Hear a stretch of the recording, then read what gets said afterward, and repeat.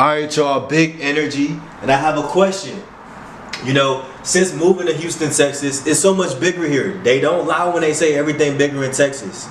And I've been finding myself under pressure quite a few times. But anytime I find myself in a situation that's kind of like fuzzy, I kind of look more into it and use my wisdom, use my discernment to really tap into what is this moment of pressure trying to teach me? What is it trying to teach me? It's not just here for fun. It's not just showing up randomly. It's trying to teach me something. Let's bring in the big energy. Y'all might as well take a seat. Listen, the blueprint for pressure. Pressure in your relationships, pressure at work, pressure in your finances, pressure in the gym, pressure behind the stove cooking, pressure raising your kids. Let me tell you what Google says pressure is. Being under pressure is the ability to perform effectively and efficiently in a stressful or demanding situation. The ability to perform, let me get a different color. The ability to perform efficiently and effectively in a stressful or demanding situation. So when you think about being under pressure, you feel me? What comes to mind? What comes to mind? Because everybody has their own situation. And when you think about pressure, just use it as a synonym for stress. Because sometimes when you feel under stress, there's a lot of pressure going on around you. Because stress doesn't just happen like this. It kind of cultivates and becomes something after numerous different activities that you've engaged in. Blueprint behind pressure, because a blueprint creates clarity. And I like being clear. I like being clear on what's going on around me, because if I can think clearly, I can perform more efficiently and effectively in anything I do, in any situation I'm in. So the blueprint for pressure, right? Being in the now. Being in the now, let me tell you, problems do not exist in the actuality of now. Problems cannot exist, only solutions. So let me give you an example. Anytime the mind begins to function, it begins to start doing a task. The mind is created to complete a task, you feel me?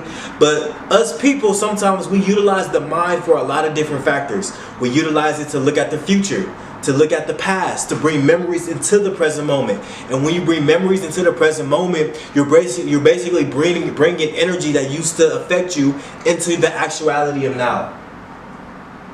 So you may feel under pressure in whatever situation you're in because you're bringing memories into the moment of now. You're bringing the future, trying to decide what their future is going to look, or how next week is going to look, or how your finances are going to look. You're bringing that energy into the now. And instead of processing it in a way of being a solution oriented, you're looking at it through the lens of the problem, of being under pressure.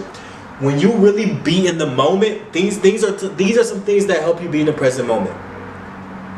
Really connecting to your body. I promise you, I was just sitting on the couch, and sometimes I be finding myself browsing social media a little bit too much, more than I would like sometimes. So what I decided to do is connect to my body in a way of doing a cold shower, in a way, of course, working out. Of course, you feel the blood pressure in your body when you work out, but taking a cold shower, really just sitting without any phone or TV on, just sitting for like 3 to 5 minutes, like building that tolerance to being in that moment.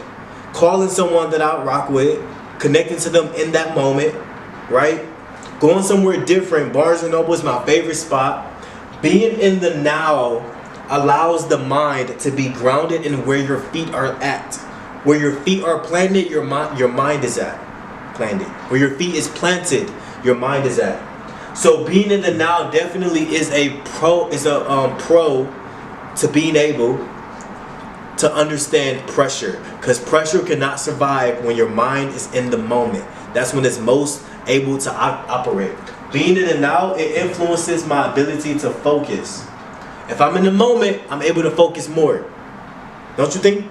Because if you're doing something, and you know how you get distracted, if you're getting distracted, you're not in the now. Your mind is going to different spaces. Social media, right? It's not focused in the now. Another thing to add when you're thinking about a blueprint to success, what will this produce? After I go through this situation, what would this produce out of me? After I successfully complete this task at work, although I feel under pressure, what would this produce out of me? It'll produce a better person and a better version of you, so you know how to operate under pressure in future terms. You know how to operate under pressure in future realities and future timelines. Right? So pressure is always trying to produce greatness out of you. It's always trying to produce something out of you. It's always, and I know you don't like to hear this, it's always a lesson in disguise. And we don't like to realize that because we like to be on the go as much. But there's always a valuable lesson behind being under pressure, because you're meant to be better than the circumstances in front of you. But in order to be better, I have to go through the pressure first. Last point. It's an invitation to self-mastery. Doesn't it feel good to be the master of your emotions? Doesn't it feel good to be the master of your mind and your thought life and your mental and your emotional wellness? Doesn't it feel good to really grasp mastery? To become better in anything, I have to undergo some type of pressure, right? In relationships, we don't just magically be good at relationships.